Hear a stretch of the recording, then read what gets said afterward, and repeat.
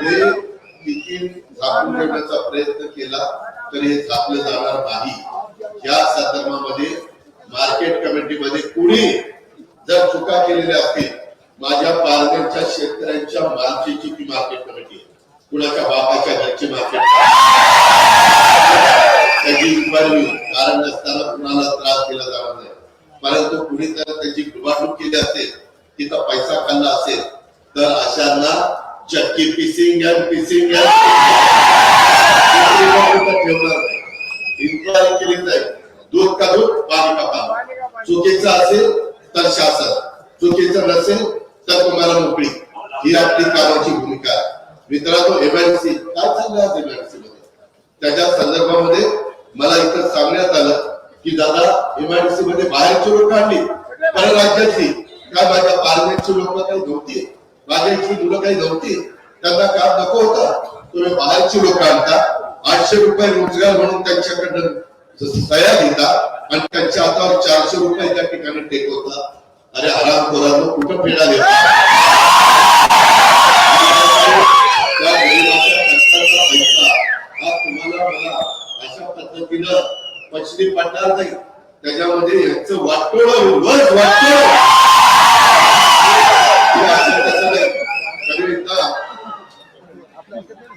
त्याच्यामध्ये तुम्ही काळजी करू नका।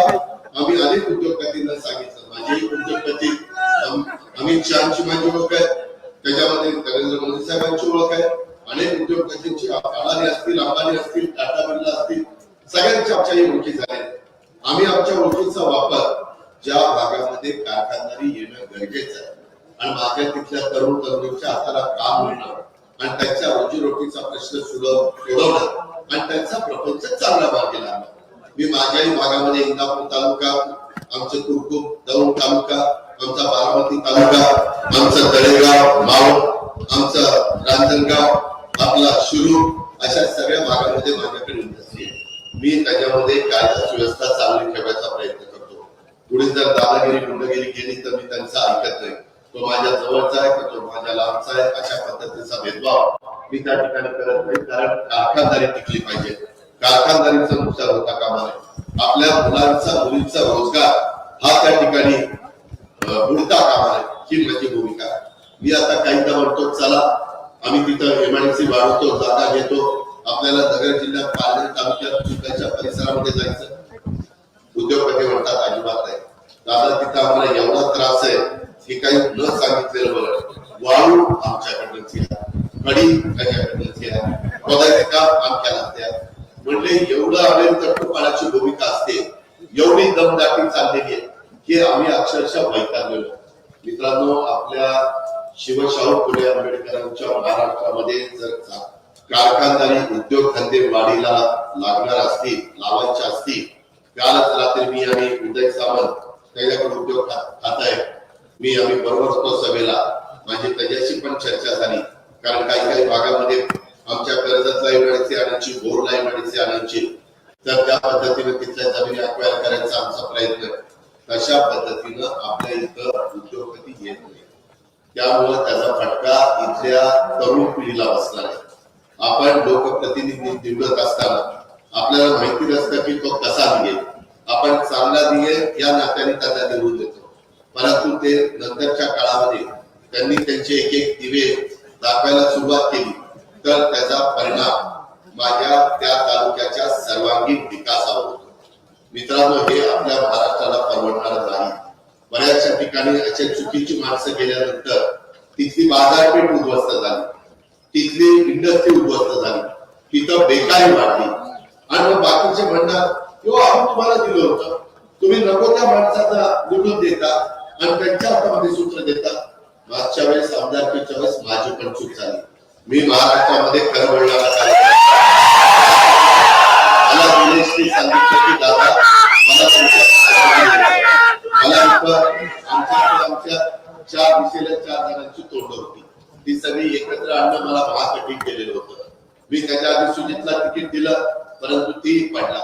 त्यावेळेस नंतरच्या काळामध्ये मला वाटतं वैभव नाही, संग्राम आणि राहुल जगताप हे तिघं मी विधानसभेला निवडून आणले।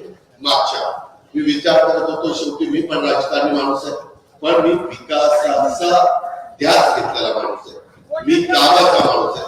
आणि मला काही तुमच्यासारखी वाचणाऱ्या अनेकांनी मला सांगितलं, दादा निलेशला द्या, दादा निलेशला द्या. तुमच्यातले अधिक जण तेव्हा आलेले होते आणि तुमच्या प्रेमाखातर, तुमच्या आग्रहाखातर मी उमेदवारी दिली. तुम्हाला वाटलं नव्हतं की बाबा नंतर असे दिवे लावेल, निवडून आणला, प्रचंड मताने तुम्ही निवडून आणला. वेळी दिसायला दिसतो बारका असा पाठी आणि तो भय पोचलेला आहे. मी त्याला विकास कामाच्या करता निधी द्यायचो, सगळं काही करायचो. मला वाटायचं, मला एक दिवस घरी घेऊन गेला, किती साधं घर आहे, कसे माझे आई वडील आहे, कसा माझा अमुक अमुक सगळं मला काही दाखवलं. मला हे वाटलं तू ठीक आहे काम करतोय, मला तू नंतर नंतर एक एक त्याची लक्षणं जेव्हा कळायला लागली की या त्याला उमेदवारी दिल्यानंतर, आमदार झाल्यानंतर इकडं लोकांना दमदाटी करायची, कार्यकर्त्यांना. आता तिथं आपले जे काही उमेदवार आहेत, सुजय विखे पाटील, ते महायुतीचे उमेदवार, मग महाविकास आघाडीचे उमेदवार, हे आपल्या म्हणजे आमच्या कार्यकर्त्यांना जाहीर धमक्या देतात. त्याच्यानंतर निवडणुका होऊ द्या यांच्याकडे बघतो असं वारंवार कार्यकर्त्यांना धमकवतात. त्याच्यावर काही काही कार्यकर्ते घाबरतात, अधिकाऱ्यांना देखील जाहीर धमक्या देतात. अधिकाऱ्यांना वाटत असेल किंवा सत्ताधारी पक्षाचा आमदार आहे, कुठे एकदा नादी लागा, जर आपली भरती झाली, कुठं आपल्याला गडचिरोली दाखवलं तर आपलं त्याच्यावर त्या विचारांनी सहन केलं. अरे कलेक्टर लोकांना आज देखील आम्ही उपमुख्यमंत्री आहोत, आज देखील कलेक्टरांना रिस्पेक्ट द्यायचा असतो. अहो कलेक्टर वगैरे बोलायचं असतं, ही तर पाट्या एक कलेक्टर आहे, एक नाही, पोलीस अधिकाऱ्यांना मी तुमचा बाप येतोय, अशा प्रकारच्या धमक्या. अरे दिनेश बेटा, शिकतोय त्या शाळेत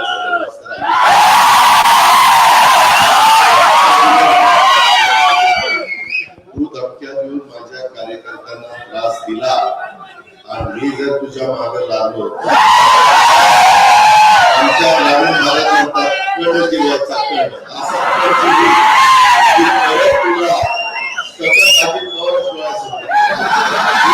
नादी लागू नको, माझ्या नादी लागली त्याचा पुरता नको व्यक्त केलेला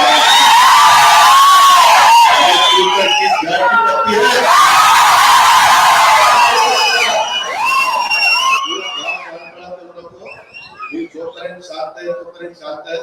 परंतु जर तू आमच्या माणसाच्या किंवा माझ्या कार्यकर्त्याच्या, सर्वसामान्य माणसाच्या केसाला धक्का लावला ना, बघून घे तुला काय पद्धतीनं मी अजिबात ते सहन करणार नाही. तुम्ही फक्त तुमचा तारतम्य ठेवा, कायदा सुव्यवस्था हातामध्ये घेऊ नका, कायदा हातामध्ये घेऊ नका. सुव्यवस्था चांगली ठेवण्याचं काम पोलीस खातं करेल. मी आचारसंहिता संपल्यानंतर त्या सगळ्या अधिकाऱ्यांची बैठक घेणार आणि त्यांना सांगणार, आता तो आमदार पण नाही, तुम्ही जसं कॉमन मॅन आहे तशा पद्धतीने तो कॉमन मॅन आहे.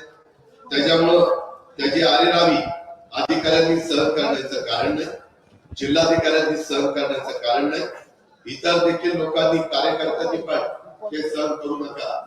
आरेला कार्य करायला शिकलं पाहिजे. आपण कुणाला त्रास द्यायचा नाही.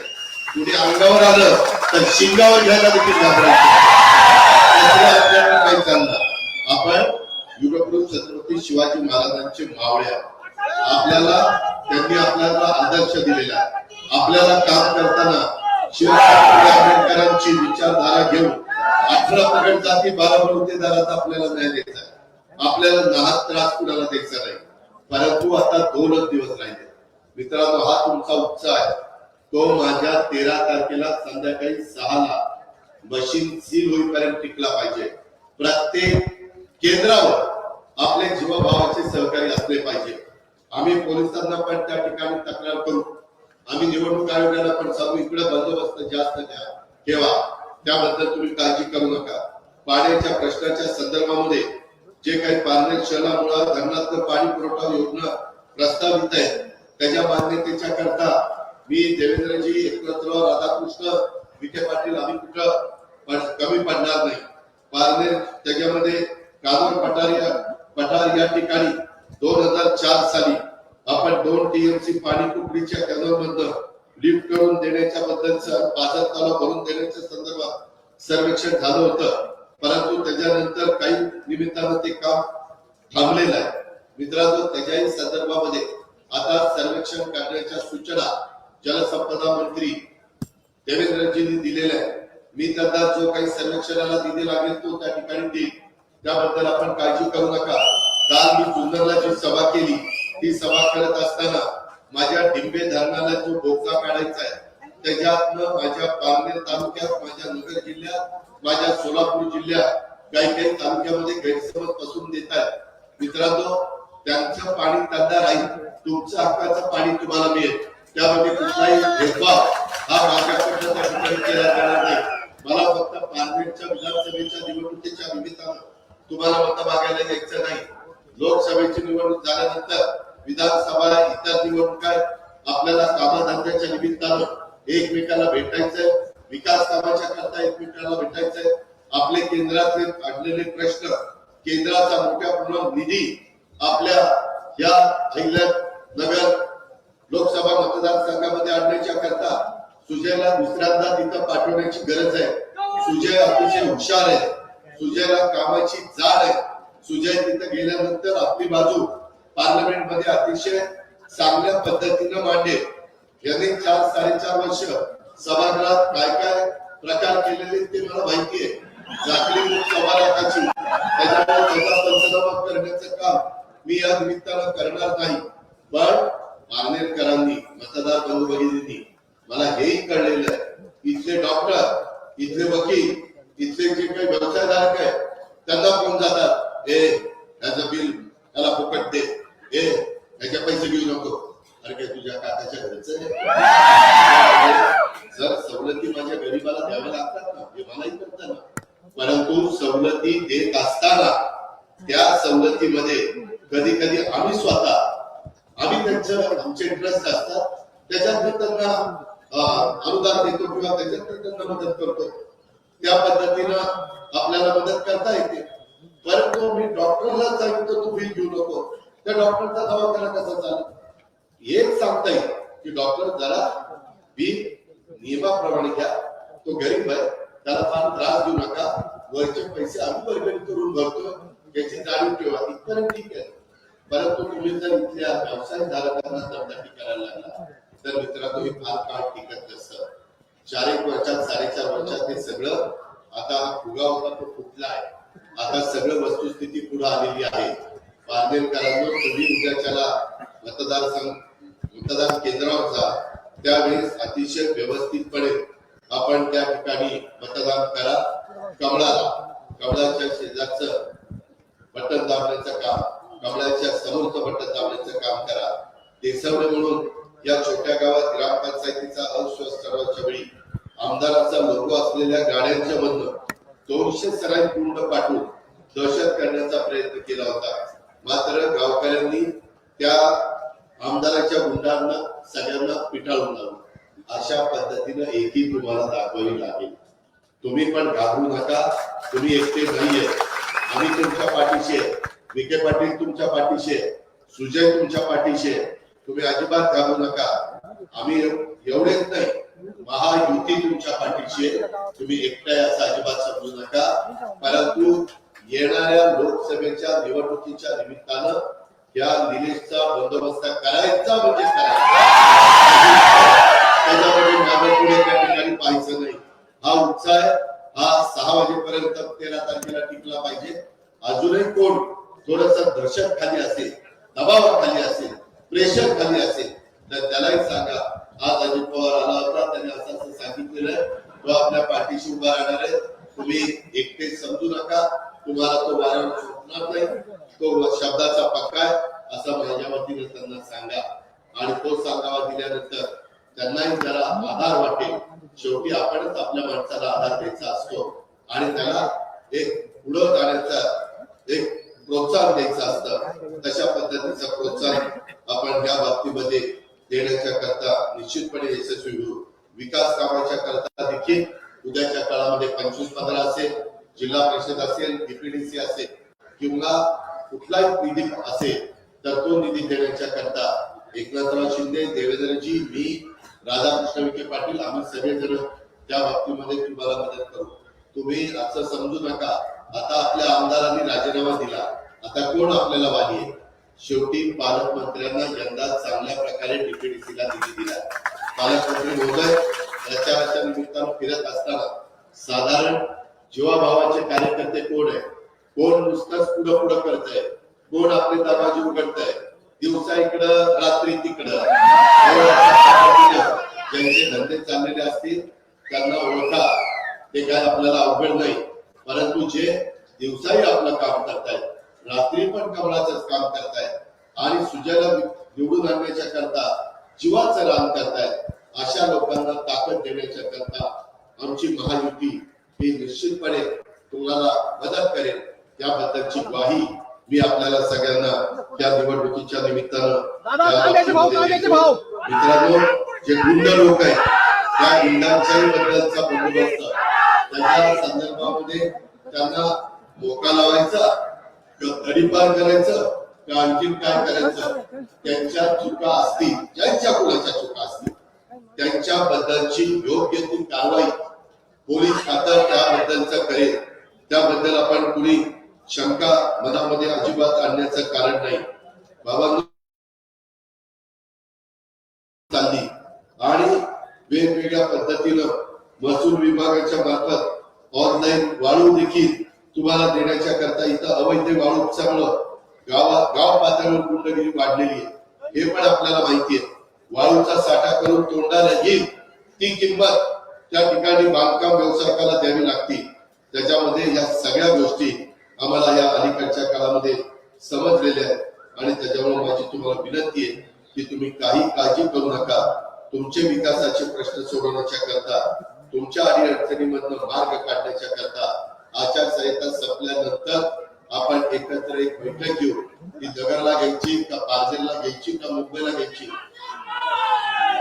ती आपण ठरवू आणि त्या पद्धतीनं अधिकारी हजर ठेवले जातील आणि तुमचे प्रश्न निकाली लावले जातील, त्याच्यात मार्ग काढला जाईल.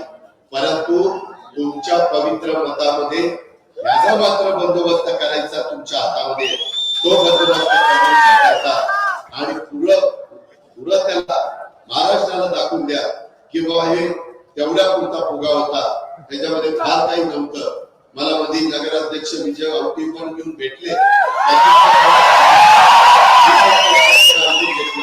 म्हणजे इतके दिवस का नको बसला होता, मागच आला असता तर मागच बंदोबस्त केला असता. सुधारण परवा सुधारण आमचाच गडी होता म्हणून आम्ही थोडस थांबलो, परंतु गडी पुरता वाया गेला. आता त्यामुळं आता त्याला घरी पाठवण्याशिवाय पर्याय राहिलेला नाही. ते पार्सल उद्याच्या 13 तारखेला मतदानाच्या निमित्तानं 4 तारखेला मतपेट्या उघडल्या जातील. त्यावेळेस हे लंकेचं पार्सल घरी पाठवायचं काम करा ही विनंती करतो आणि आपल्या सगळ्यांची रजा घेतो. जय हिंद, जय महाराष्ट्र.